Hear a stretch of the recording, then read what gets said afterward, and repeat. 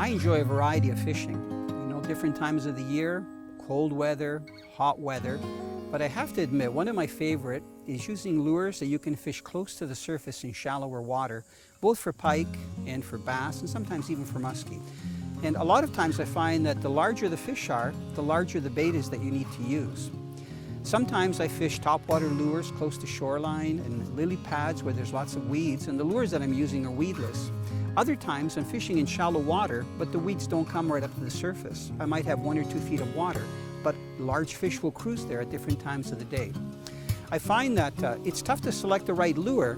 You kind of want it to just be right where the surface meets the water. And one lure that I find does a really good job to do that is called the Waking Minnow. This Waking Minnow is amazing because it's about 4 or 5 inches long.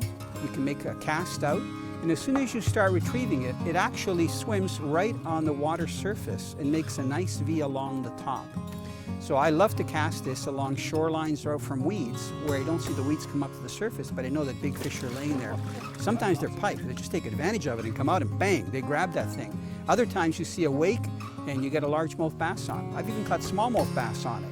Then when I finish fishing that shallower water that's closer to the weeds, I'll make some casts in open water, even in front of rock faces where I know the water is going to be 4 to 10 feet deep. And I crank it quite hard. And when I crank it hard, the action increases. It goes from side to side, but it's only about 1 foot or 6 inches below the surface.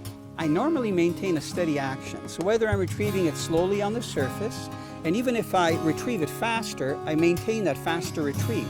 I find that keeping it at a steady retrieve, fish can track it and they can come up to it and grab it. And because you're already retrieving, there's no slack line, you get a very good hook set. Because the Waking Minnow is slightly below the surface and it has the treble hooks, when I see a fish come up and it hits it, I set the hooks. It's almost like using a crankbait.